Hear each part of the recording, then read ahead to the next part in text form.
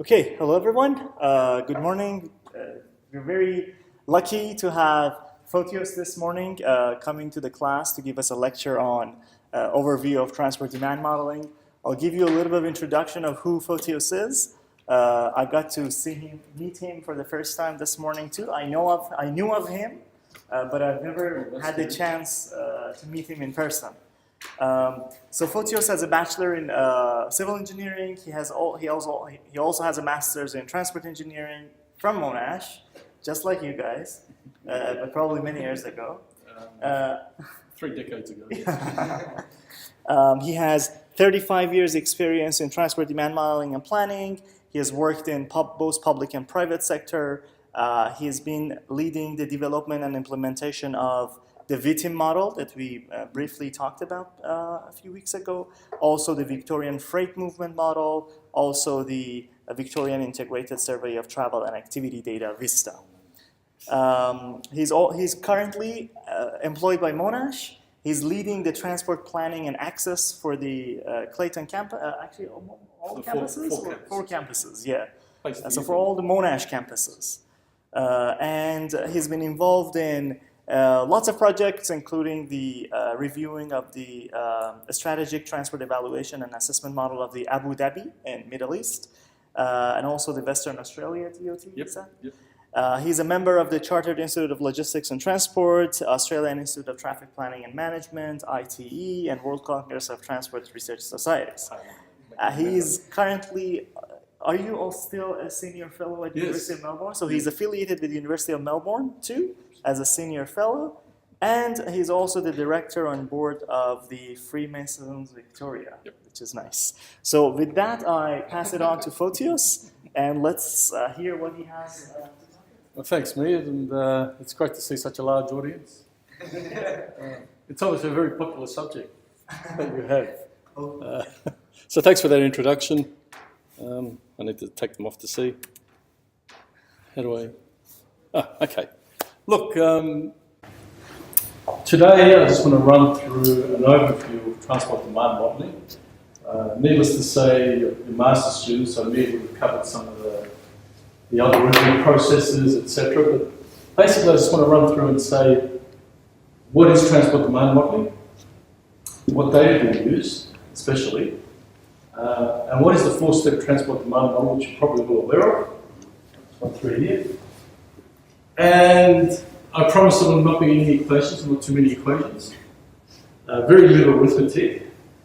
And I do want questions, please. I just don't want to stand here for an hour just talking. I can do that at home in Europe. So you're here, you're the ones who need to learn. In a nice way, I mean that. So please ask questions. So that quote, I think, is very valid in our field. That's if you want to get into this field, but in my field, that's very valid. Prediction is very difficult, especially if it's about the future. And it's not a silly comment. It's a very true comment. We're trying to look into the future. Some of the work I've done over the years is look back in 2001, we're looking at 2046, predictions of traffic volumes and patronage on the public transport network. So, and I used to be the first one to question it and say, why do we want to go out that far? In 45 years, a lot of things can happen.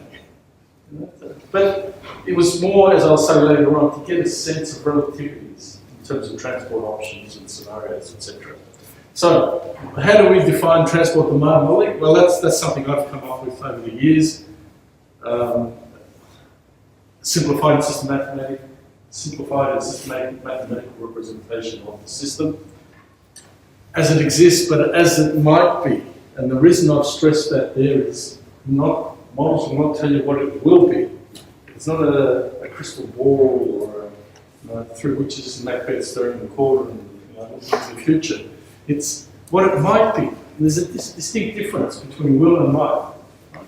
And that's what we should use models for, to see what the future might be like, not what it will be like. Because if we could say the future will be like this, why are we modelling transport?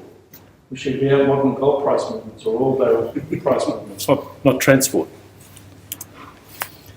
So, I'll just run through this a little bit. This is what I've been doing the last 30 odd years in terms of transport demand modelling. In the middle there, blue, and everything that feeds into that and comes from it. So if you picture it as a clock, at 12 o'clock, the fundamental premise I've always tried to have in terms of transport demand modelling is that it helps us make a decision about something. Whether we widen the freeway, whether we extend the railway line, whether we have more people living in this part of Melbourne as compared to that, and what does that then mean for the transport task? It helps us make a decision. Models will not make the decision for you. Right? They're mathematical, sophisticated, sometimes systems, but they will not make a decision for you. They will give you the outputs, and we have to use our grey matter, collectively or individually, to say, that makes good sense or not. At 3 o'clock, we have evaluation of land use and transport policy. Having worked in government, that's predominantly what transport demand models are used. Because they say, if we have Melbourne at 7.5 million, and we put that extra 3 million in these parts of Melbourne, what does that then mean for the transport network and the transport demand? So once we get a sense of the transport demand that may come from these policies and strategies, both land use and network strategies, then we can see where we have to put extra services, where we don't have to put extra services, whether a particular piece of infrastructure is a good idea or not. So that's what we predominantly use it for as well. At 6 o'clock, time and cost for evaluation and design. We use the outputs, sometimes heroically, sometimes not, from the models to help us design a facility. Whether we have an interchange at this spot, I don't know how much you've talked about highway design or not. Not in this subject. Not in this subject. Well, a full diamond interchange is what it says on the freeway. It's all ramps, so it's shaped as a diamond. Now, in the past, we've used transport demand models to say, well, we don't need those northerly ramps because there's no one using them in the model, so we need the southerly ramps. At the same time, we've used it for public transport. When we plan new links, railway extensions. Do we need a station every kilometre? And we run the models to say, well, if we do have a station every kilometre, guess what? Station 3 and 4, hardly anyone uses it, so maybe we don't need to put it there. So we take it out, we run the model to see what that means. Right? So that's how we use it for design. At 9 o'clock, evaluation of demographic projections, we're using the models to look at, as I said just now, if Melbourne is going to be 5 million, 7.5 million, 10 million by a particular point in time, what does that mean for the transport task? Because as you've probably found from your studies, and you've heard the phrase travel or transport is derived demand, we predominantly do travel because we need to do something else.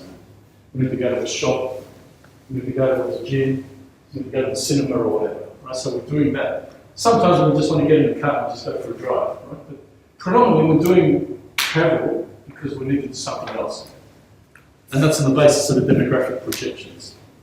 Because government produce projections of employment levels and also of age distributions. So we can model primary school travel, secondary school travel, tertiary travel, home-based travel for work, recreation, shopping, etc. And it's on the back of that. Now, at the other parts of the clock, that's all the other things we can do as well with models. And the critical thing is that hub in the middle is the transport demand modelling. That's what we're talking about today, the 4-step. An overview of the 4-step process. Now, you've probably all heard of the 4-step demand modelling system. Good. So there will not be an exam after this on that. So, any questions on that, please? Any discussion on that slide? Any queries? Any clarification? Have the demographic projections been helpful over the years in Victoria? As it was getting difficult. So I think there's a lot of people, just the general public, who are surprised by how big Melbourne's getting or how much it's. Yes. If I go back to the projections in 2001, for example, what was then called Victorian Future 2001, for population, and we look at what they're saying today, they're nowhere near what's happening, because at that point in time, there was just about 3 or 4 years before that, maybe even 5 years before that, people were leaving Victoria. Right? Now, people are leaving WA, Queensland, and New South Wales, and they're coming to Melbourne specifically. I think we're getting if I remember correctly, 1,500 people coming into the state every week. I think about that. 1,500 multiplied by 52 is a big number. I don't know if I develop models, but I can't disapprove. So that's a lot. So the demographic projections, they're only projections, right? And the issue I've always had with them is that they would always produce one number. I said, give me a range. Right?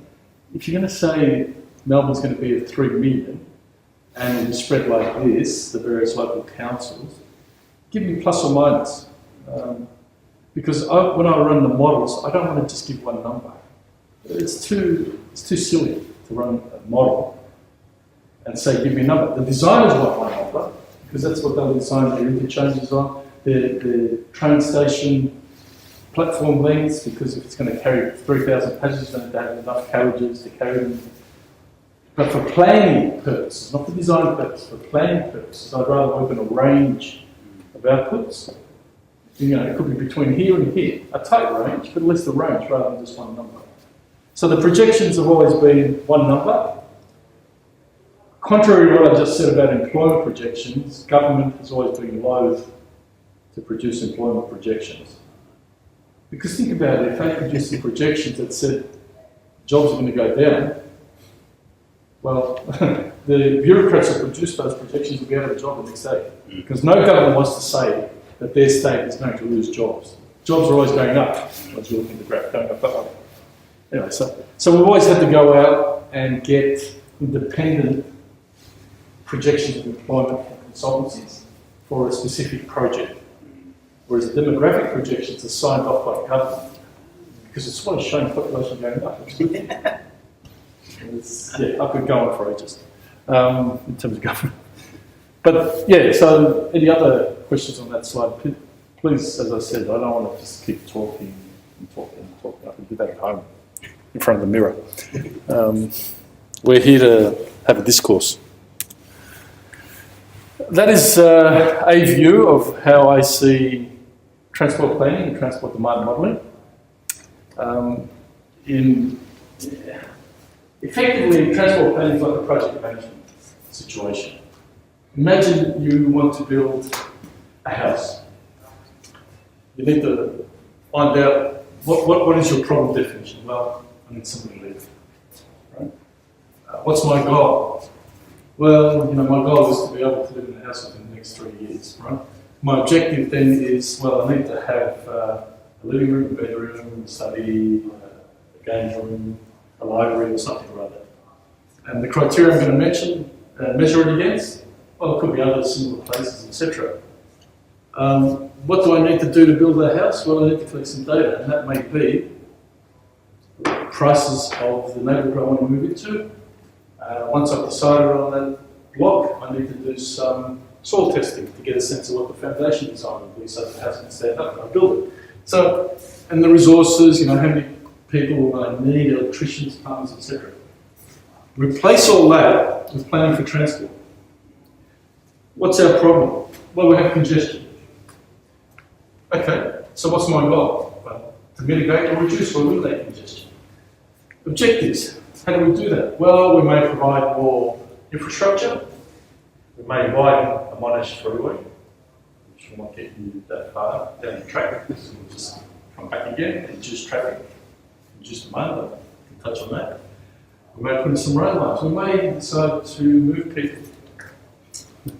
Not totalitarian. We may decide to convince people to go live in certain parts of Melbourne to avoid overloading the system, whether it's the highway network or public transport network. How are we going to measure how successful we are? We're going to have some criteria, etc. We collect some data, projections of demographics, employment, existing conditions, etc. And we run through this whole process. And you can do all that now. But that bit covered in red, and you can do all that with, say, maybe having a team of 50 people sitting there doing all that work. But that bit covered in red can all feed into the models, which do the number crunching for us, which process all that information and give us some output. And we develop those models with some logical, consistent, algorithmic basis, etc. So that's where I see, even though it's one box, the red bit, it does feed in significantly to the transport planning process. That's what you can't do transport planning without that. You can. But at some point the question will be asked, well, what does the future look like?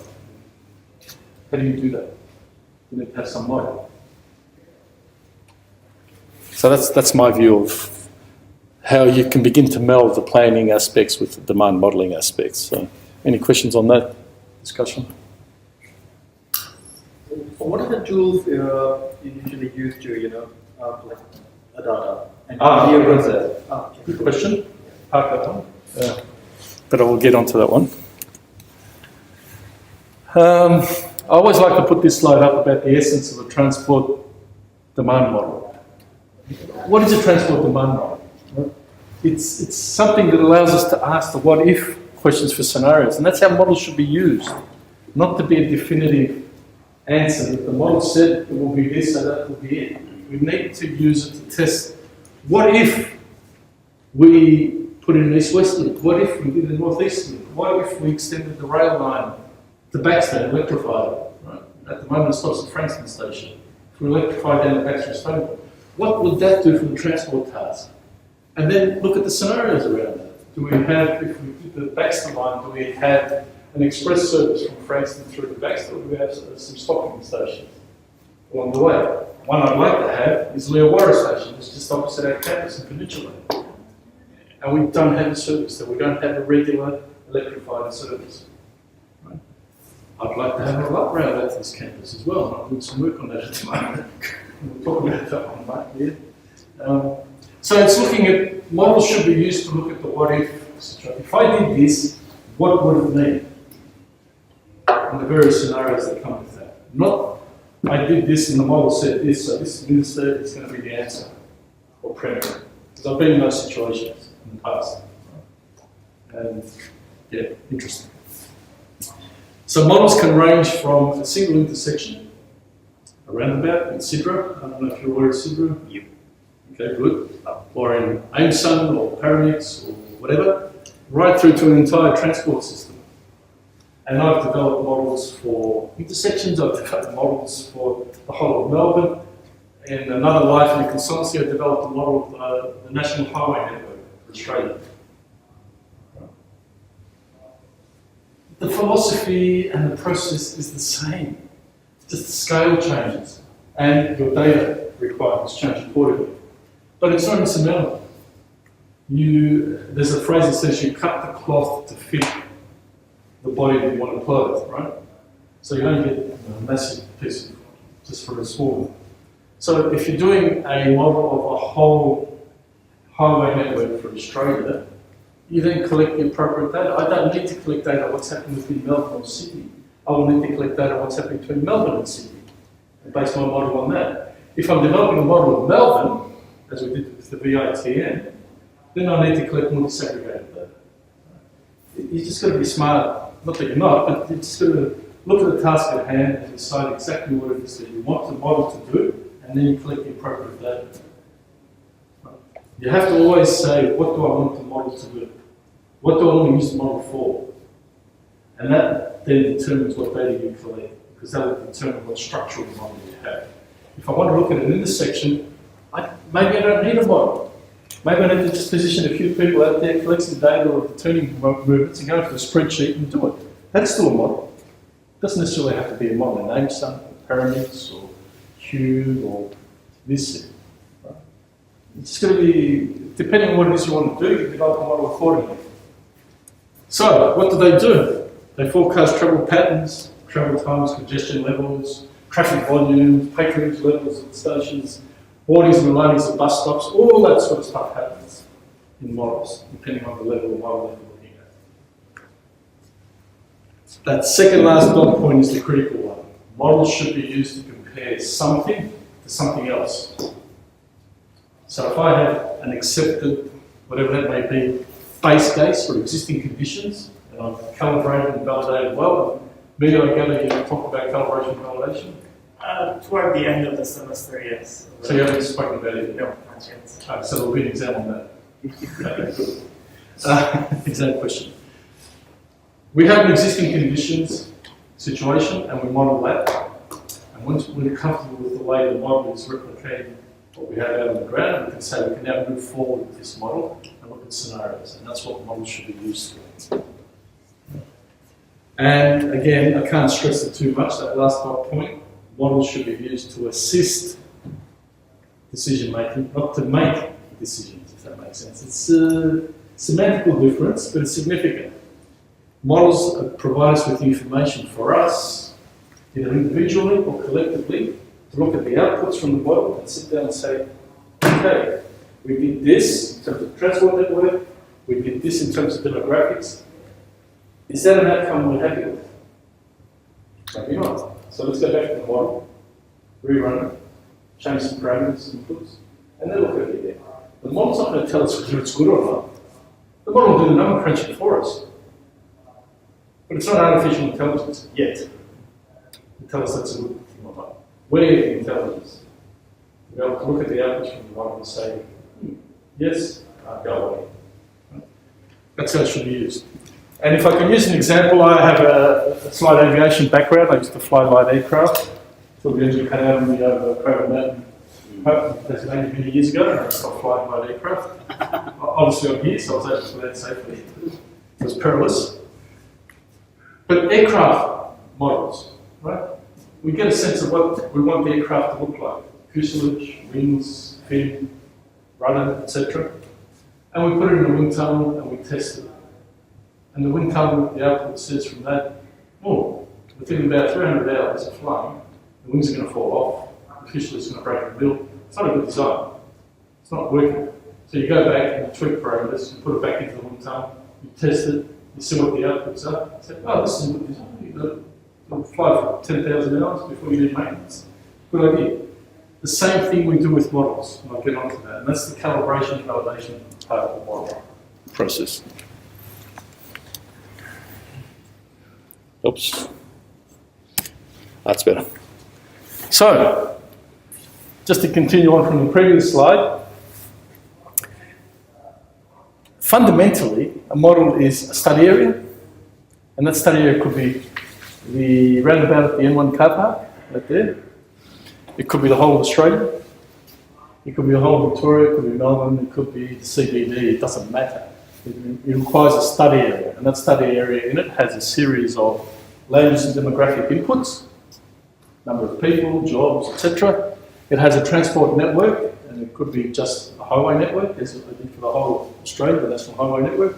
Or for Melbourne, the VITN, it covers everything in terms of freeways, arterials, 80% of the collector roads, the bus network, the tram network, and the train network, and all the timetables. And for my colleagues, the academics, me, a series of mathematical relationships that basically tie all this together. Then tell us what the demand may be. Right now, you're at a particular level, so you've talked about trip generation, trip distribution. I'll not just touch on that. But that's fundamentally what a model is. It's a database. The model is a big database. It's a database of inputs of that, and it's a database of outputs, which is a rich database, because then you can interrogate it and map it and analyse it and discuss it around the table and come up with an idea that maybe we need to change some of those relationships to get a better matching with what's happening out there, which is the calibration phase, and we'll get onto that as well. So, but fundamentally, that's what a model is. Don't get too phased about the software and all that sort of stuff. The software is there to take in those inputs. Right? And software being software, everyone wants to differentiate themselves because they can do something a bit better than someone else, and that's fine. As I said, I like quotes. Napoleon, I like Napoleon first. Nothing is more difficult and therefore more precious than being able to decide. And how are we able to decide? We're able to decide by being provided information. How do we get that information in this field? We develop transport demand models, we run them, and we get the outputs, and then we sit down and make a decision on whether that's the outcome we want. Look at the output, that's another thing. It's what outcome do we want. So the output is telling us one outcome, maybe we don't like that, so we go back and change it. We get another set of outputs, and we come up with another outcome that looks better. So we can make a decision then to proceed with the northeast link, going from Greensboro down to Ringwood.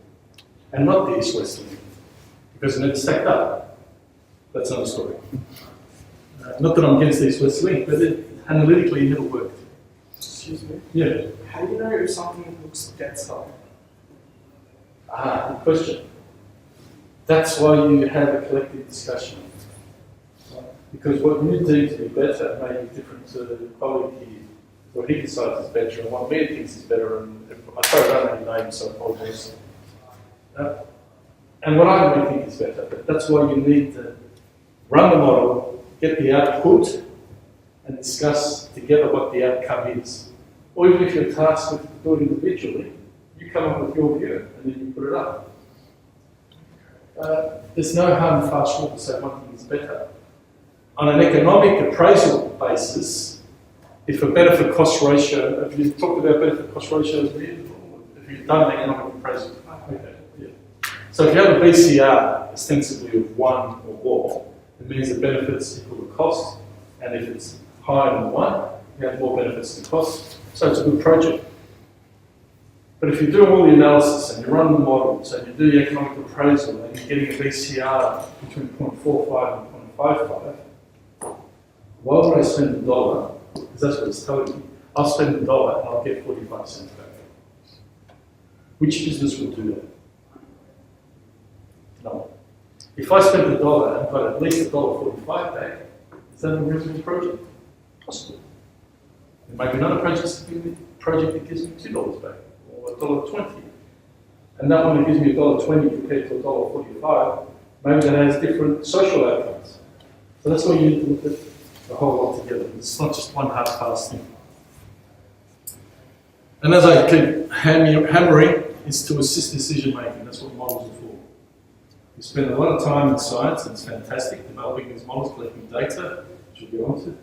But I can't stress it too much, and I am a little bit. It's to assist our decision making. We sometimes may need to do a model, as we do with the aircraft models, because we need to test an east-west link. We don't want to build it and then see who's going to use it. So hence we have the models. It's like the aircraft model in the wind tunnel. The designers come up with a shape. We don't want to build a full-blown prototype and get some heroic test pilot to go and fly it and crash. So we develop a model and we put it in the wind tunnel and we have some parameters and criteria, and etc. and we're testing it. It's the same with models. And that's the beauty of them. It's not only assessing what the minister says or the bank says I need to put on the ground, but it's also us being able to think, well, what if we did this? And as I said in the earlier slide, let's look at the what if scenario. What if I did this project instead of this? What does that then mean? How will that project work or not? And that's what you use a model for. And I can't stress, again, the word model. It's not reality. The model itself says it, by definition, it is not reality, it's a model. But we can use these demand models to test some decisions or some options or some thoughts we may have of a particular project without waiting to spend 2 or 3 years building it and then finding it's not doing its job that we thought it would. That's why we develop models as well. And we can provide input to all those analyses are there. And the second last dot point, the last word is estimates. That's what models produce, they produce estimates. It's not gospel. It's not the model said so it will be, they're estimates. And that's why I like to work in any modelling that I've done over the years with staff and other areas. I've always impressed on developing a range. Right? Very simple input parameters by 10%, plus or minus 10%. And see what the model is saying in terms of the output, and then we have a look at that. And the last one is critical. What we're doing here, everyone, is we're trying to model human behaviour and the outcomes of that. And as we all know, what you would like to do every day is different to what we would like to do every day. Collectively, We're here to learn, and we're here to teach. But individually, you have different passions and desires, and that's how it should be. It's human nature. So a model cannot begin to take in all the factors that pertain to our human behaviour. That's why we collect data and a sample basis, and we aggregate or we expand data to some control total. Because we can't pick up every human behaviour. You can argue maybe about agent modelling, fine, okay. But then again, what do we want to do that agent modelling for? We want to model the whole of Melbourne. To what end? That's what we need to sort out. What do we want the model to do to begin with? But we should be always cognizant of that no model can really take in. I mean, there's 1, 2, 3, 4, 5, 6, 7, 8, 9 people here, and we all have different behaviours in terms of travel and transport. Now imagine that for 7.5 million people.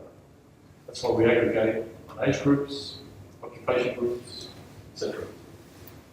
Geographies. So a model's going to be able to give us something that will suit the average, might predict the average pretty well. There's always going to be some people who don't fit. That's right. There's always, I don't like using the word, but there's always outliers. When you do your statistical analyses and you plot your data, and the days we used to plot data, and now you do it on the computer, you'd always get a R-squared of 0.95, for example, and straight line fit, whether it was a linear regression or non-linear regression. Then you always get a couple of dots lying all over the spot. They were the outliers. So you could remove those from the analysis, rerun your regression analysis, and get 0.99 instead of 0.95. I tell you what, do I care whether it's 0.95 R-squared to 0.99 in terms of modelling Melbourne traffic? No. But if I'm modelling an intersection, I may be interested in knowing you get a better R-squared. In the modelling of the whole of Melbourne, the VITN, we were aiming, I was aiming, and we achieved an R-squared of 0.8. Now, if I can get R-squareds of 0.8, a metropolitan-wide model, I think we've done pretty well. Seriously. Not because I did it, but it's just been practical. I'm a pragmatist, and I like practical applications of this stuff. Theoretically, the theoreticians may say, oh, you should be getting 0.99. 0.8 to 0.99, big deal. I mean, what's it going to give me? Instead of saying it's 154 vehicles heading north on Bowl Street, it'll be 156 at 2030. So what? Right? Be aware of what it is that you want to do the modelling for. Data. I can't stress, and I like that quote from Einstein. Read it carefully, please. Good job.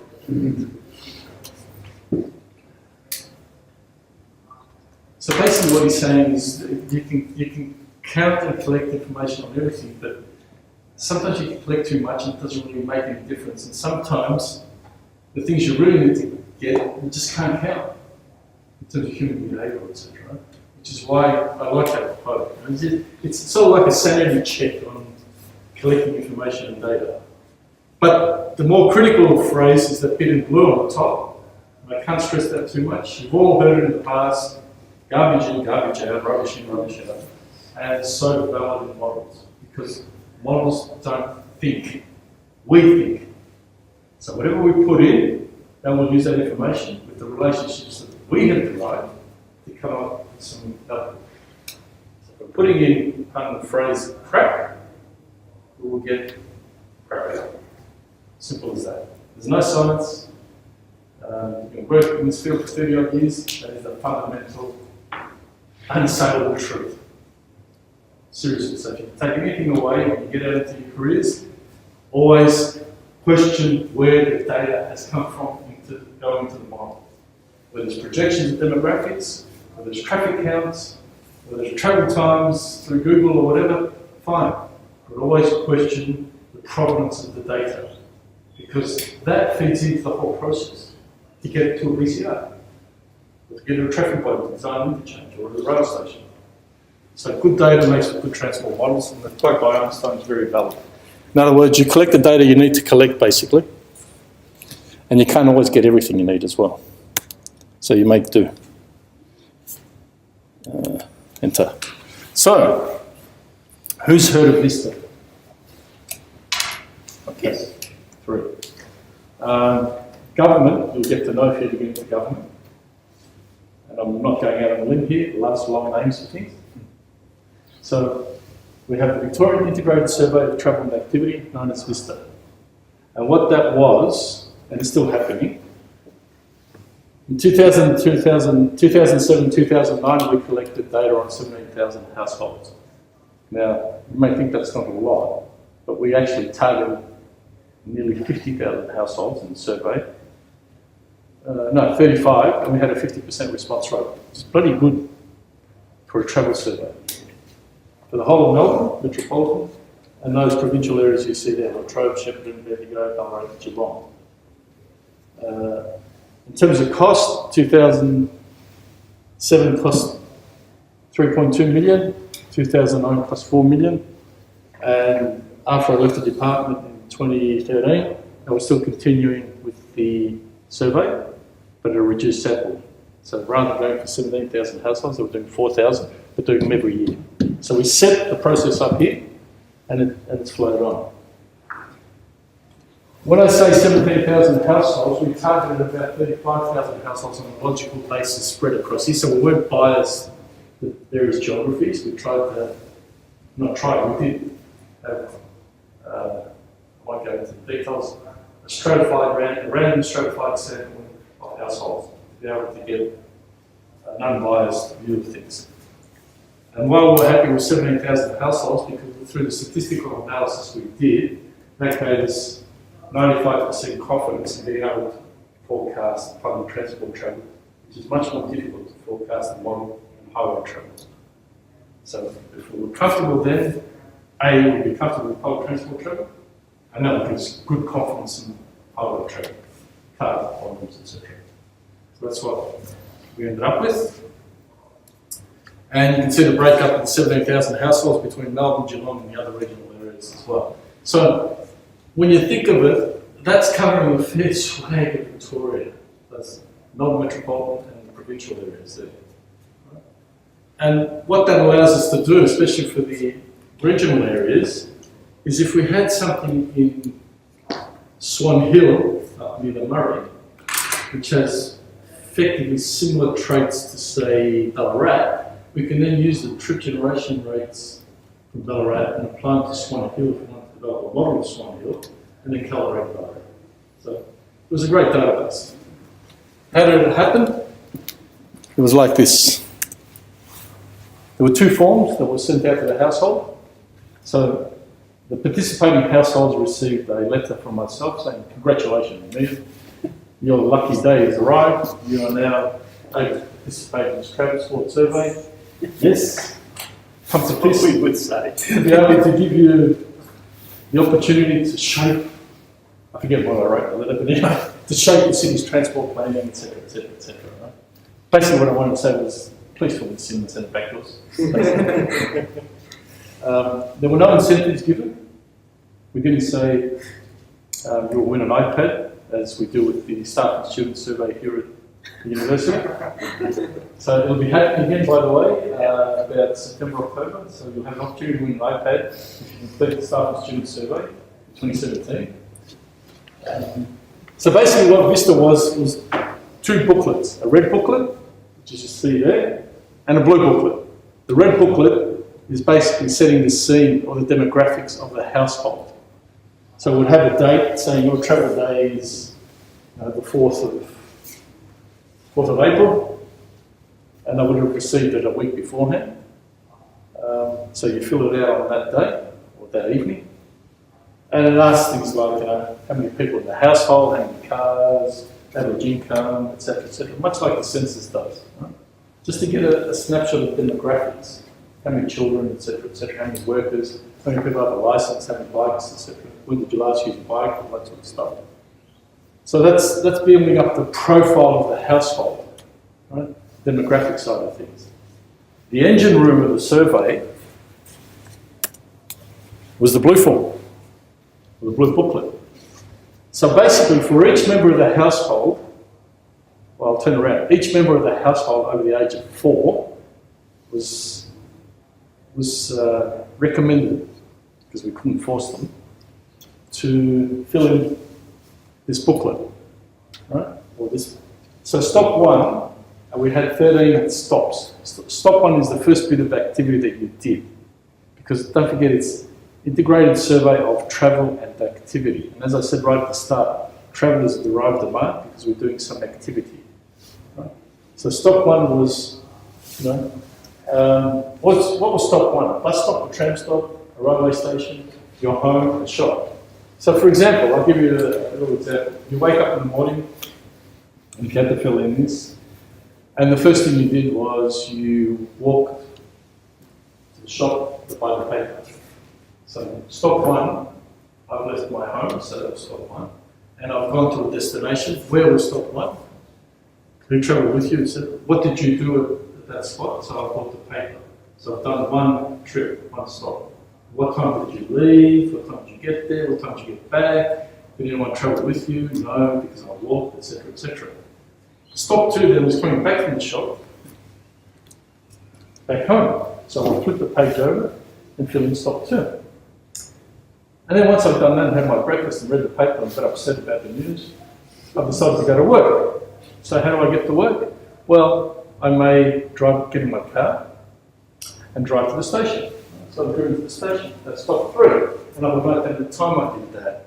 And guess what? I may have taken my neighbour or whatever because they decided to come with me that day. So I've got a passenger, so I'll write that down. And it was a car. And I arrived at this station. And I'll write down the station name. That's stop 3.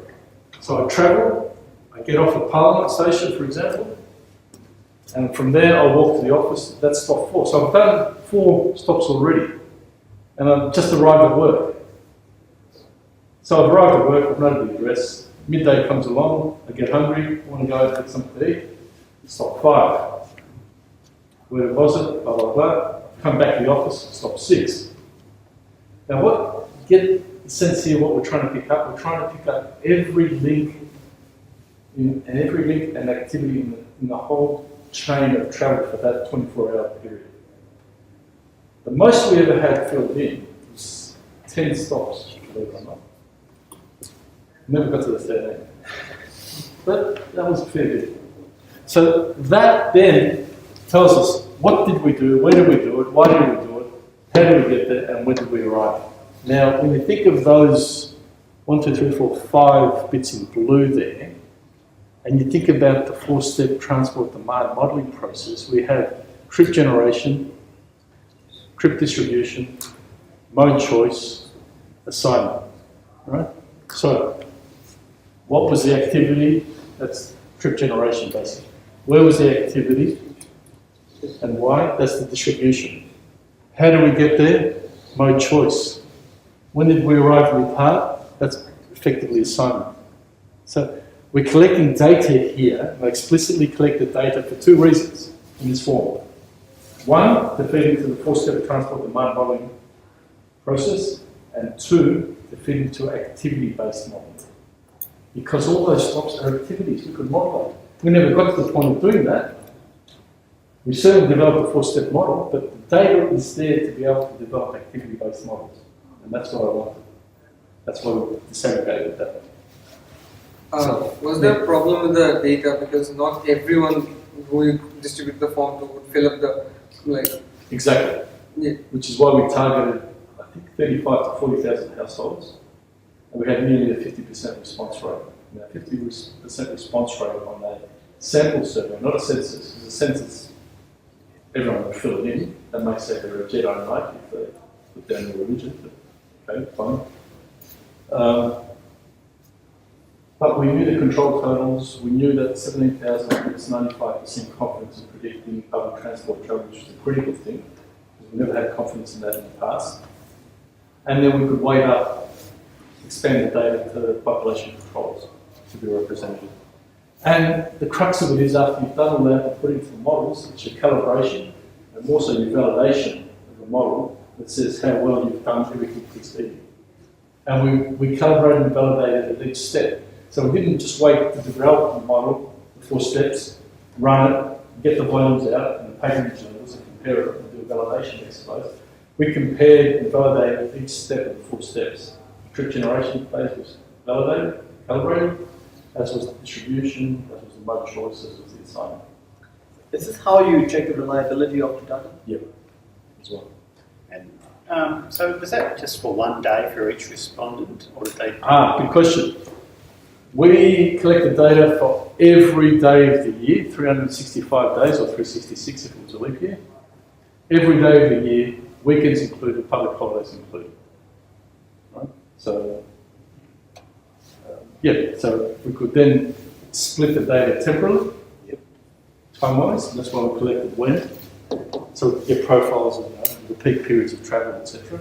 We could split it seasonally as well. We could do weekend models as well. From every person? Sorry? From every person? For that household. For that So every every household filled in the thing for a year? No. They would get, you would get a form that's saying your travel day is the 4th of April. Yep. You would get a travel form saying it's the 5th of April. Right. You would get the 6th of April, 7th of April, 9th of April, blah, blah, blah, onwards like that. Yeah, okay. But not adjacent No. houses on a stratified random sample, get an indicative Okay. example. So that's how we did it. Yeah, right. Because we had some people calling, oh look, my travel day is saying it's this day, it's a Sunday. Do I still need to fill it in? I said, yeah, you do. Because that's why we're collecting that data. Yep. For what you did on Sunday. Because we'll use that information to develop weekend travel demand models. Do you know the new VISTA, 2012-2016? What's the sample size of that? It's about 4,000 households per annum. It's going to be a rolling. Oh, okay. So overall, it would be 4 multiplied 4,000, about the same 16, 17,000 households.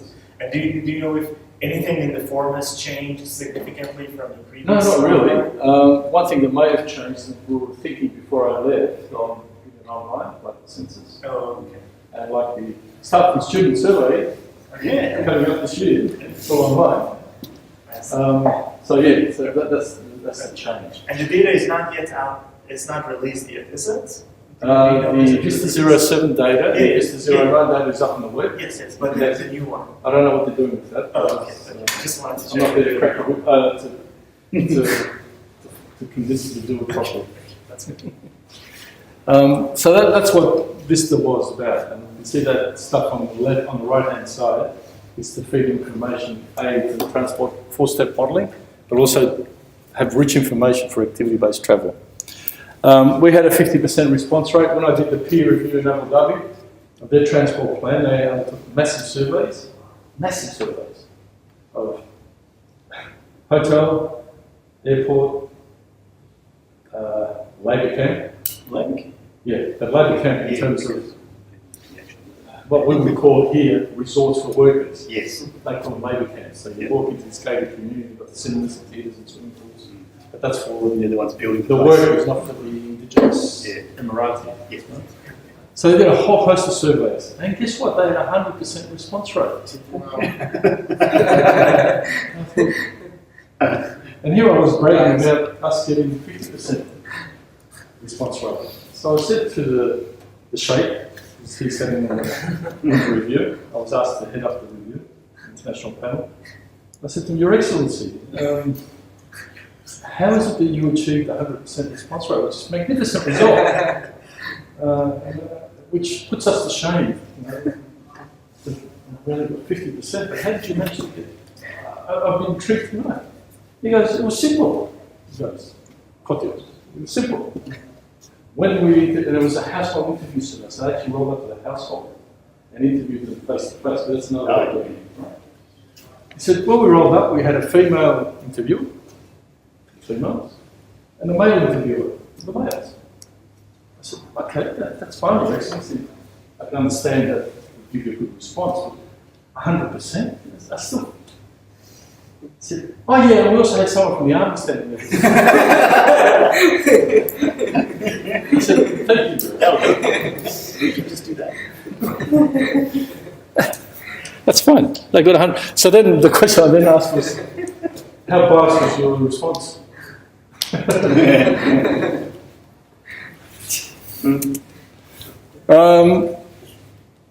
Yeah, and again, I don't know who said that, but I like that. It's not me, someone said that. I remember reading it somewhere. The ultimate goal of most model development is to test alternative policies, whether they be demographic policies or transport network policies, and to forecast future conditions and not to recreate reality, right? That's not what models are for. We can't recreate reality. We're not, as I said to me earlier this morning, we're not Krishna, Buddha, Jehovah, Allah, God, whatever. We're not. We're human beings, right? So what we're doing is developing models to test policies and to forecast future conditions. And the reason why I stress to not recreate reality, because I tell you, I've seen reports in my reviews of models, and I've seen R-squareds at 1.1. 1.1. How the hell do you get an R-squared of 1.1? So basically what you're saying is your model is better than what's actually happening out there on the ground. How does that happen? And what are you doing modelling transport if that's the case? Go out and do something else. Tell me what sector is going to win the next premiership. I don't know. I'd like to see one. Apologies for the football joke. So yeah, it's and again, that's a classic case of the modelers getting carried away with the theoretical, nothing wrong with theory, with the statistical, I should say, processes, rather than thinking when they produce the report, it's 1.1. What does that mean? Really? Anyway, so in terms of developing a transport demand model, very simple. You need a statement of requirements, what it is that you want the model to do. Right? Very broad thing. And it doesn't have to be a convoluted 50-page report. Right? And just putting in dot points there, the statement of requirements could be 1 or 2 paragraphs, or it could be 3 pages. It depends what you want to do. But you need, and that's more for yourself as the modeler, to know what do I want to do? What's my requirement? Someone's asked me to look at I know, net zero emissions for a piece of geography in Malta. How am I going to model that? What do I need to do? Well, I need to do this. So you just put it down on paper. What is the statement of requirements for what I want the model to do? The functional specification says, well, okay, this is what I need to model. Guess what? It probably lends itself more to a 4-step model than a micro-simulation model. So I need to collect some information on trip generation, distribution, mode choice, data preference stuff, maybe reveal preference, and some traffic volumes. So that's my functional spec.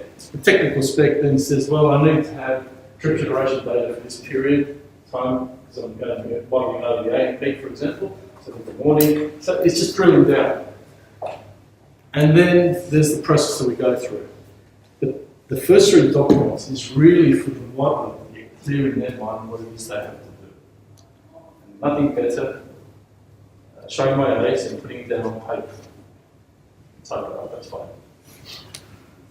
But it's really just getting clarity on what the task is, and those first 3 documents help you do that.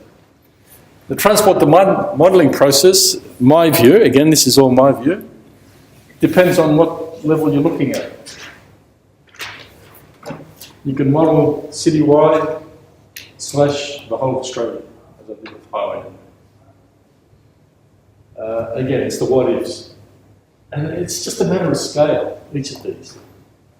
Right? So I can model the whole of Victoria to see if Victoria is going to be at a particular population level, with a particular transport network out of 2046, what does that mean? And then I'll make some heroic assumptions about reinvigorating the Mildura rail line from Melbourne to Mildura, and a 3rd airport in the southeast somewhere. What does that mean for transport? Right? So that's a very high level citywide modelling. Scenario modelling say, well, I've done that, but guess what? If we're going to put an airport in the southeast, people can get to and from it. At the moment, I've got some sort of a transport network there. But what if I put in a rail line? What if I did this to freeways, blah, blah, blah? And I can see what that would mean. The next level down, and it's not always sequential like this. Sometimes you may just start off at a project. I've got an east-west link I need to model, so I'll model that. But if we drill down and we say, okay, we're putting an airport in Kurirua, and we've got the Monash Freeway that goes out there, and we've got a form of rail line, well, specific road line do I need to extend? Where would I put stations and stops to pick up market, etc., etc. So it all varies, and some of them meld into each other, so they're not cut and dry. But transport demand models allow you to do all that, and can provide input into the micro-simulation modeling as well. Because one way is to get inputs from the demand models into the micro-simulation model and run those models, or you can, if you're doing a reasonable sort of manageable area, say you want to model this campus as a micro-simulation model, you can use the overall VITM with some inputs, but nothing, as I used to say to people, nothing replaces actually going out there and having a look and physically collecting the data yourself. Sometimes you can't do it. You can't do it for the whole dollar, which is why I do VISTA and other bits.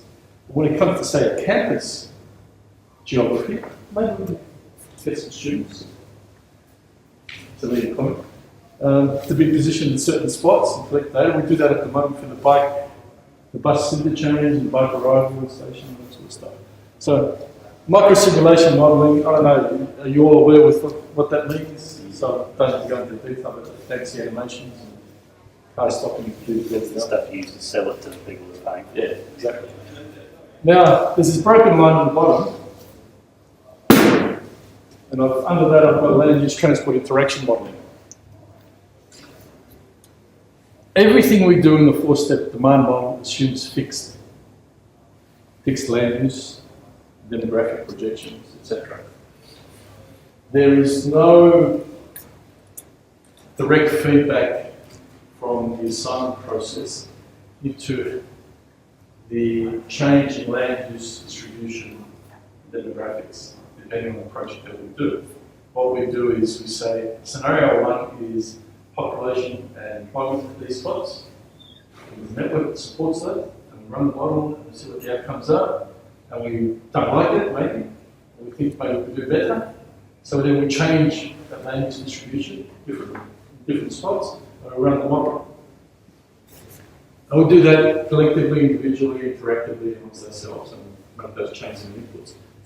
Ostensibly, what the land use transport interaction modeling does, it does that for us, if that makes sense.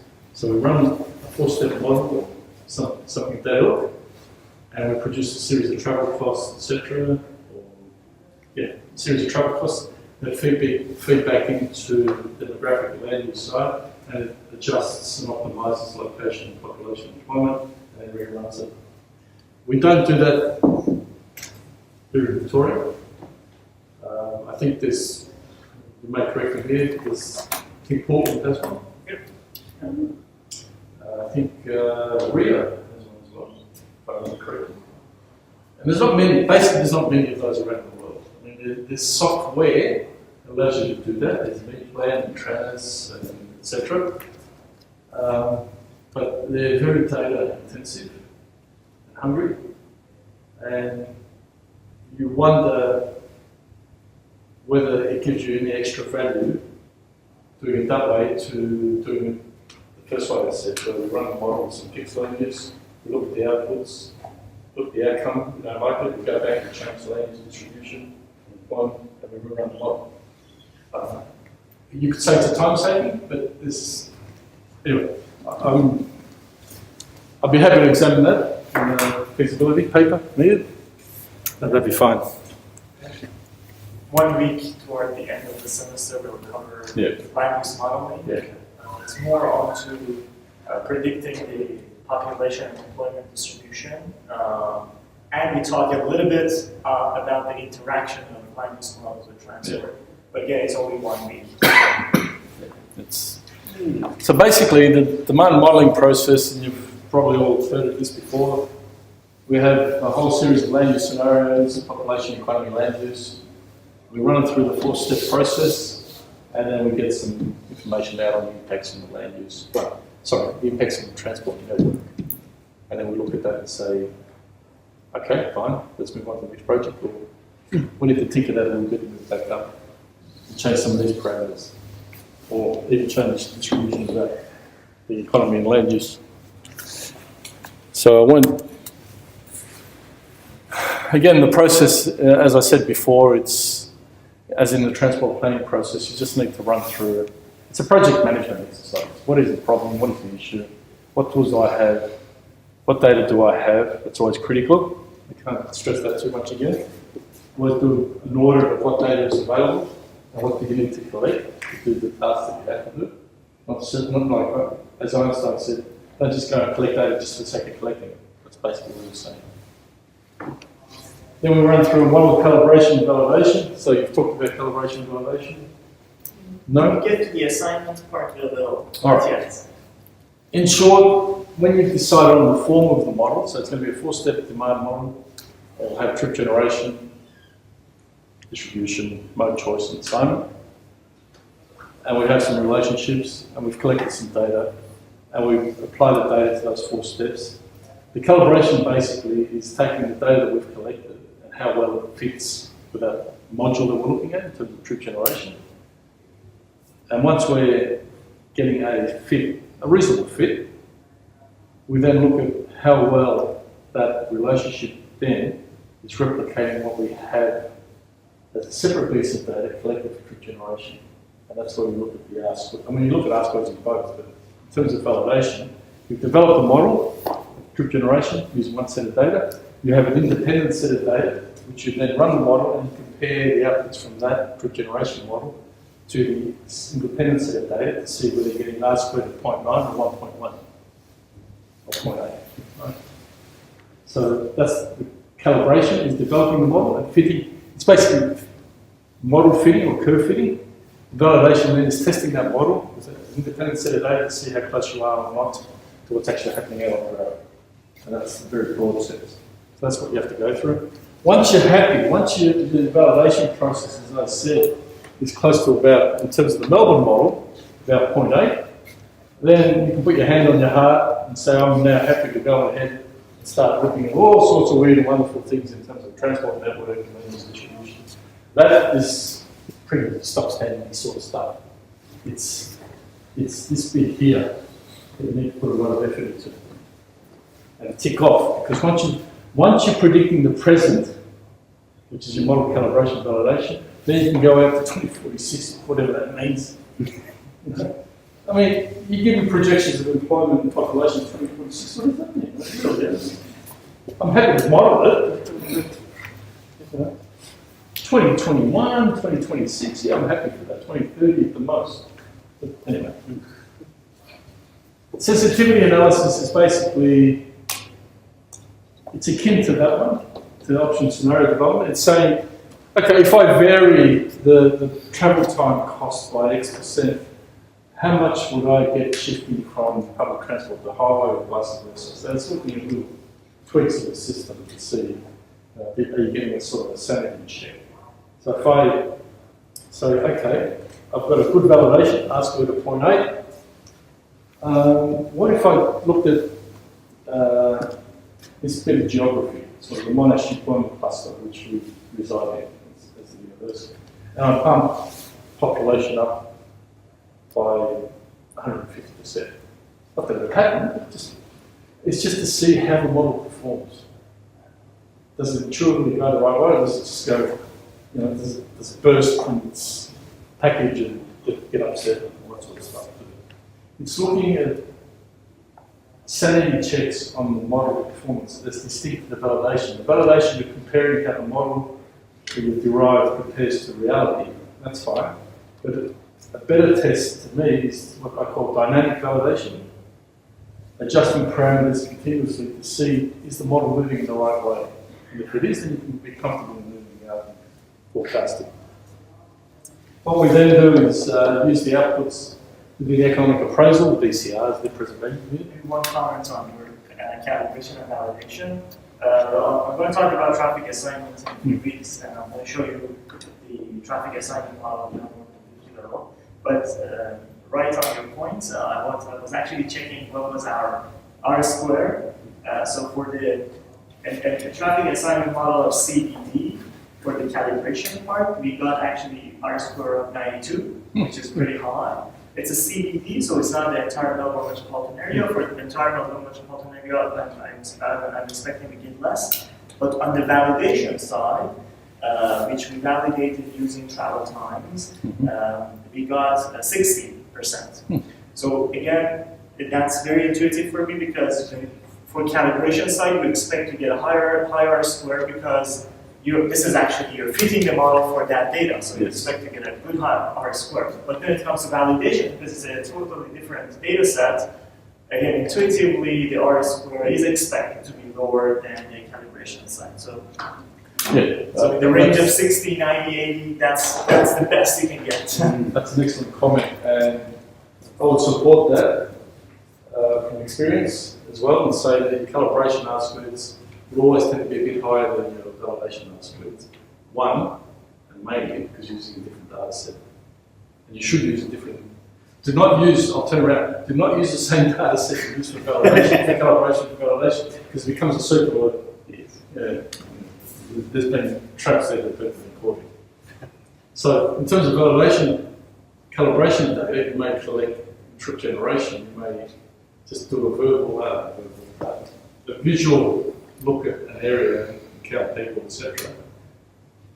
In terms of validation, you may collect traffic movements in that area, right? People movements, right? So there's a lot of nuances there. And reporting is the last dot point, which modelers in the past have been very unprofessional in doing, because they've been caught up a lot doing everything else up here. They've neglected the reporting bit. And what I mean by that is, it'd be handy to pick up a model and a report that someone has done 2 months down the track, and being able to replicate that model and work and move it on forward rather than reinventing it. Right? And modelers have been notorious for not doing very good reporting. Right? Because we like to do the work, and then we move on to the next project. So reporting is critical, seriously. It's version control, it's being able to replicate stuff. Now, you're all aware of the 4-step process, so I won't go into too much detail. But I like that sort of diagram there. Trip generation, how many trips we've made. We have a geography. Let's call it zone I and zone J. You know the theory. How many trips coming in and out of I, how many trips coming in and out of J, and we end up with a vector that says, or in a spreadsheet, because that's how we do it all initially. Zone 1 to, what's another one, about 3,000 zones. Zone 1 to 3,000, one column, productions, trips generated, productions, trips attracted, whatever. So basically 3 columns. That's it. But to get to that point, we've got a whole series of equations that sit behind all that, obviously. It's home-based travel and education travel and stratified samples in terms of car ownership, etc. But fundamentally what we end up with is zone number, trips produced and trips attracted. That's fine, but that's on a zone-by-zone basis. What we need to know is if the 400 trips produced in zone 500, how many are going to all the other 2,999 zones? And we do it on the basis of the trip distribution model, which is a gravity model that we use in VRTM. And we'll explain that. I mean, you've touched on the gravity model. Once we have that, and in the model for Victoria, the Victorian Integrated Transport model, it models about, if I remember correctly, primary education travel, secondary, tertiary, white-collar work, blue-collar work, shopping, recreation, and other. So it's about 8 purposes. Right, so we have trip generation files for all those 8 purposes, and it gets better because then it's for the AM peak, the PM peak, the interpeak, and the off peak. So 4 peak periods by 8, that's 32. And then that's what happens here, and then we distribute that through the distribution process, so we end up with matrices of 3,000 by 3,000, what's that, nearly 1 million cells, matrices. For each of those travel purposes, the 8 travel purposes, for each of the 4 time periods. So that's what I said before, it's a database. It's becoming a big database. Once we have that, we run through a mode choice process through a, if you touched on we will cover next week. That will cover Most next week. choice of traffic assignment. So I'll sound like I know my stuff. A nested logic nested model, binary, me can confuse you even more. But what we do then, once we have a sense of what's travelling across the whole of Melbourne for the various travel purposes in the various peak periods, we then say what modes will they use? Highway, car, to be simple, car, tram, train and bus. So take all that, put another 4 modes on it, and you get another series of matrices. Right, so I don't know what we're up to now. We're up to a big number, matrices. We had 32 million. Yeah, something like that. Now we've got- Once we have a sense of what modes they're using, so we know then for secondary education travel in the off-peak period, using tram, we have a 3,000 by 3,000 matrix. Some of the cells may be 0, and that's fine. But we have that matrix. And then we allocate that matrix to that available transport network, to the tram network, the assignment. So all those matrices then get allocated to their respective networks. And what I'm showing in the bottom diagram, here's a very simplistic thing. I'm going from I to J, let's say by car, it doesn't matter. And I've picked a path through the system. What's hidden in the bottom there is V, which is the volume, so let's assume it's a car. So it runs through a trip assignment process, which is I don't know if it's spoken about stochastic user delivery. I will talk about it. Many will talk about all that. And all or nothing, which we don't do. Don't do all or nothing assignments, please. You can do incremental. Anyway. Basically, the assignment says, on the basis of the demand wanting to go from I to J, using a particular mode, I will allocate them to a minimum path in terms of cost. And that minimum path in terms of cost is a function of, it's a generalised cost, it's a function of travel time, travel distance, fares to be paid, any tolls to be paid, etc. Right? And on the basis of that cost, it finds the minimum path between those 2 points, those 2 zones, and it allocates that demand to that system, to that route. What it then does, it runs through again, and it does it for every other, for all the 3,000 zones in the network. So you get all the traffic building up. What it then does is calculates new travel time paths based on that volume, on the basis of volume delay function. So if I'm using, you haven't touched on that yet, have you? I will. You will. Did I touch So put pressure on it, relay function? Speed flow curves. Not yet. No. I will So not. basically what speed flow curves are, and we'll give you more detailed stuff, is as traffic builds up, in terms of car traffic, let's say, on the highway network, as traffic builds up, speed drops. So we have a curve there that says, okay, if you start off at 100 k's, which is a free one, and as traffic builds up, gets to a point, the curve decays. So when it gets to about 8% capacity, instead of being 100 k, it's now 60 k's. That 60 k then is the new travel time, which is a bit longer. So then it says, goes through the system, iterates, and says, well, no, now it's 60 k, that path is now no longer the minimum path, this path is the minimum path. So it allocates into that, and it does that. In the VITN, it does 100 iterations of each assignment. How do you do All those that? matrices. By using model? Yeah, we have curves coded into the system. Yeah, but really touching that. But that then, and once we get to that point where the travel costs of the previous iteration compared to the current iteration, and the travel cost for the current iteration compared to the previous iteration is no more than 1% different, we say we've reached equilibrium, stop, and give us all the information. That's where we get the traffic volumes, the boardings and lightings at stations and stops, etc.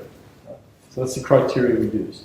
The change in travel costs, the generalised cost between the final 8 iteration and the previous one, if it's 1% or less, we deem that to be equilibrium.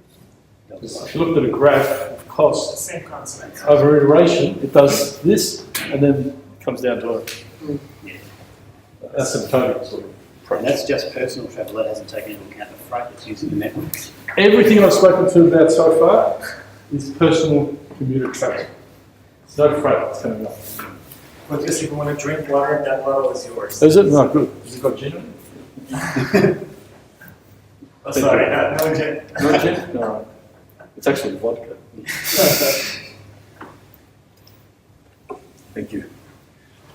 So I'll just quickly run through that. It's just a diagrammatic. I mean, you know all that, what comes in and out. I just mentioned that. And there's various ways of doing trip generation. And we can do growth factoring, so you can take previous generation rates and just factor them up by some amount. Or we can do some regression analysis, which I prefer, collecting information, fitting a curve to it, as Mia had said, getting an R-squared of 0.92, and then saying, okay, that's fine, we can go ahead and model trip generation. Distribution, you've seen that form, I gather. That's fine. So I don't need to explain that too much, but that's how we run through the VITM. It does a gravity model application, and we have criteria for stopping, etc. But mode choice, that's where you'll be exposed to that soon. So it uses that sort of function that you see, a probabilistic function at the bottom. So basically it says the probability of using a mode is a function of the utility or the disutility actually, or the satisfaction you get from using a mode over the total of all the other modes that are available. So the probability of using a car will be a function of the utility you get from using a car compared to the total utility of car, tram, train and bus. And that's a form of the utility equation. So the utility of using a car could be a function of x1 could be the petrol cost, x2 could be the parking cost, x3 could be the vehicle operating cost, which includes registration, tyres, oil, servicing, etc., and so on. And there's a constant. And the trick is, if trick is the right word, to ensure that that constant is as close to zero as possible. The most specific constant. Because if that constant is there through the regression analysis. So if it's a large number, it's basically saying you haven't explained what's resulting in this utility by the variables you've picked. You need to put some more variables in there that make sense. You probably never get to zero. If you did, I'd be quite interested to see the results.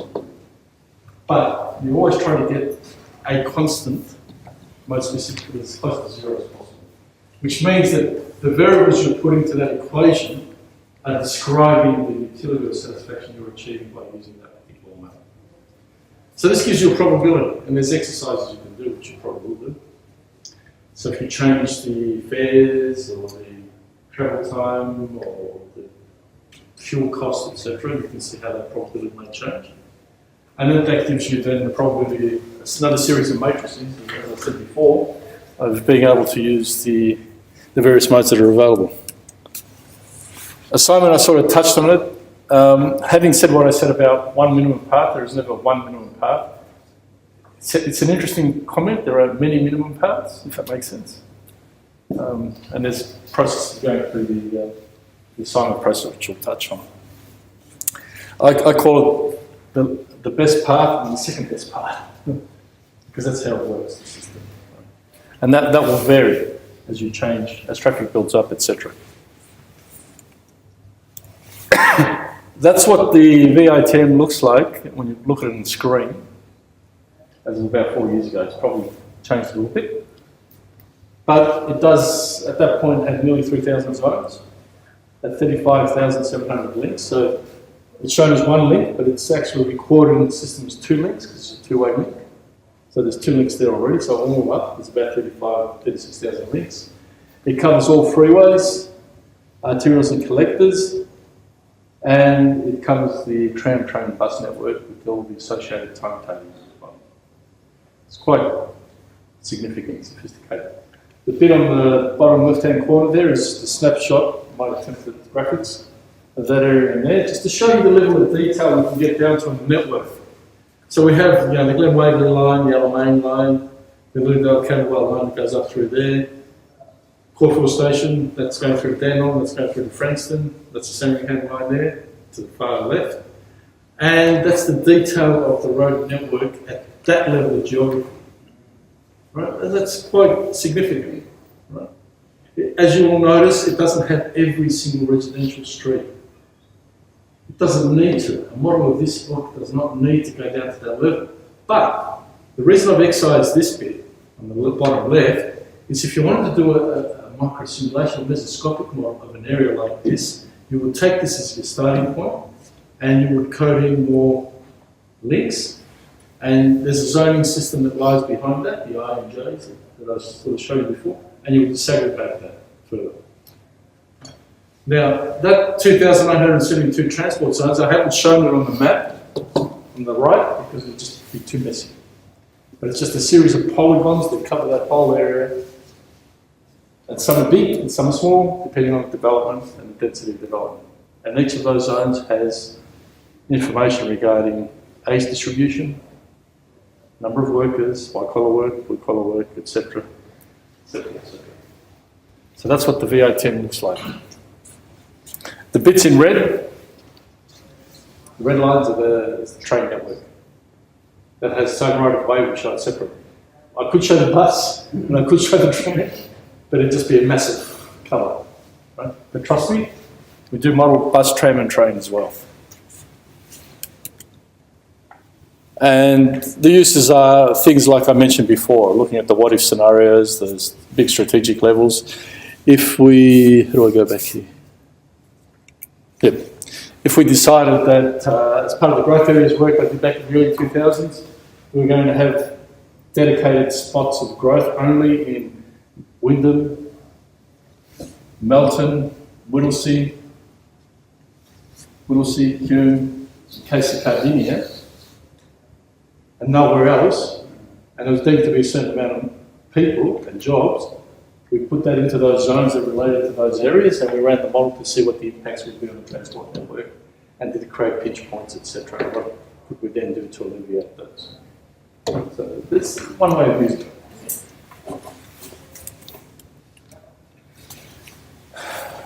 I like that quote again, because in modelling, you just can't say I've developed a model and that's it.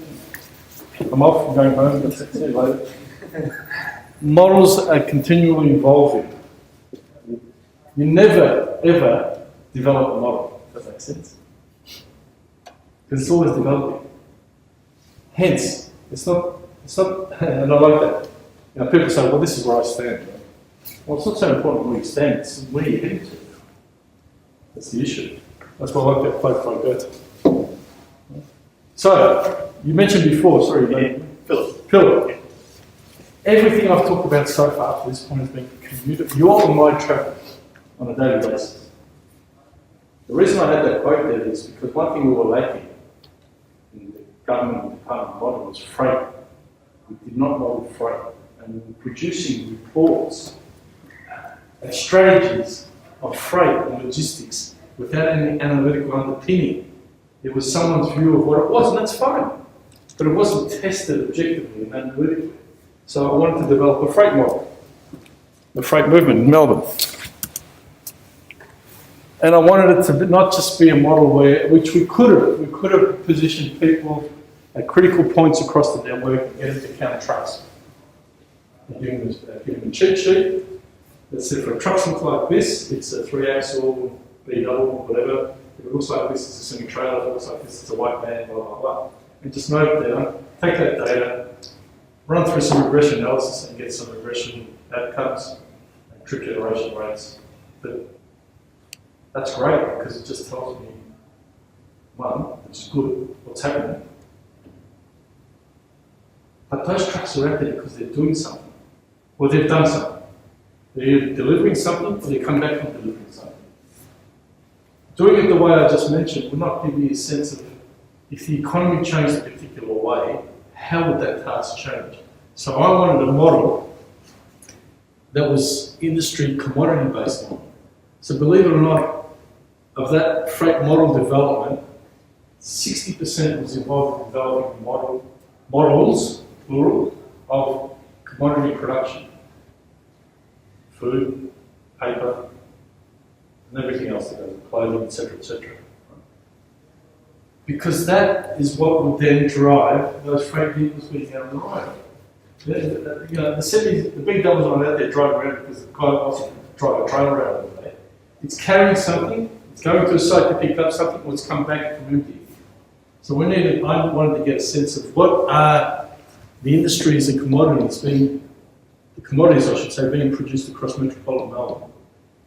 And then we went all the way down and developed truck loading models, which then came down to actual trucks on the road.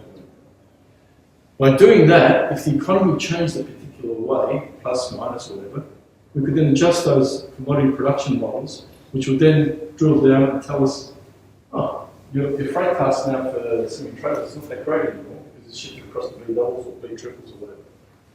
And then run through the model and see what the impacts would be.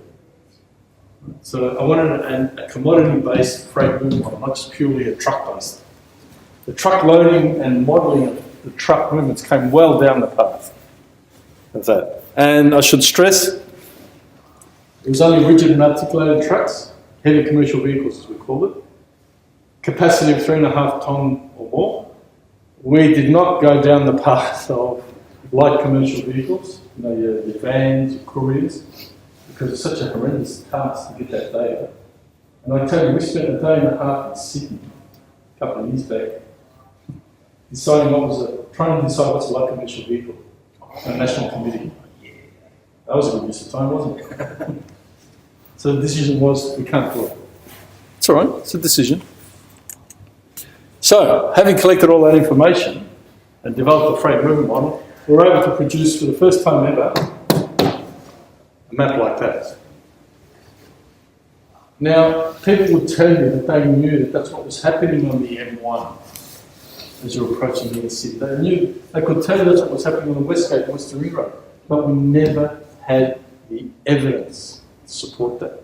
We now had the evidence. And if we did some things to the network and said we won't grow Port of Albany anymore, we put everything down in Hastings, we could see how this map would change. And whether that's a good thing or not, I don't know. Interestingly, what it showed was a lot of activity for truck movement up here. This is the morning peak. What's the government now decided to do? They've established an authority to look at the northeast link from here down to here.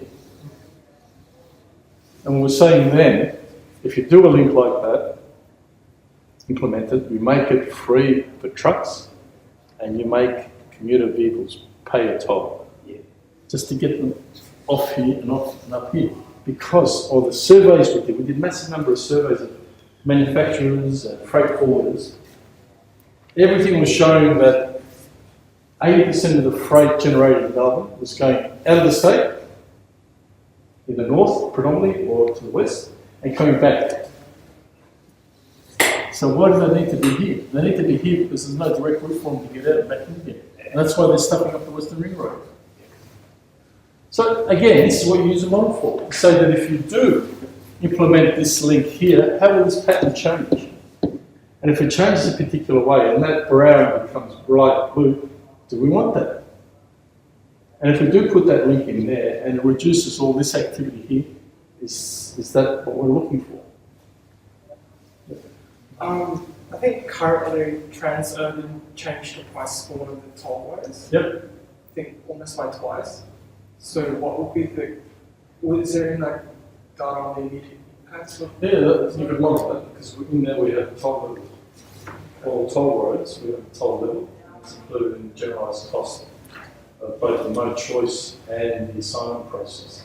So you can see by implementing that, run the model, produce a map like that, or if you can see how the colours may change for the commuter traffic and also for the truck traffic. And then say, okay, well, if that does happen, does this become, because they're avoiding the toll roads, for example, do the non-toll roads become more congested because they're avoiding paying the toll? I mean, that's something to look at. That's what you use the model for. So that was the freight movement model. And it was actually the only piece of technical work I have ever had launched by a politician at a public forum. I had the then Minister for Roads and Ports, who's now the Treasurer, Tim Palace, at a forum of about 200 people, get up and launch the Melbourne Freight Movement Model. So it was a good thing to have. Because we never had it before, discussion. Sorry. Talk a lot? Let's thank Fotios.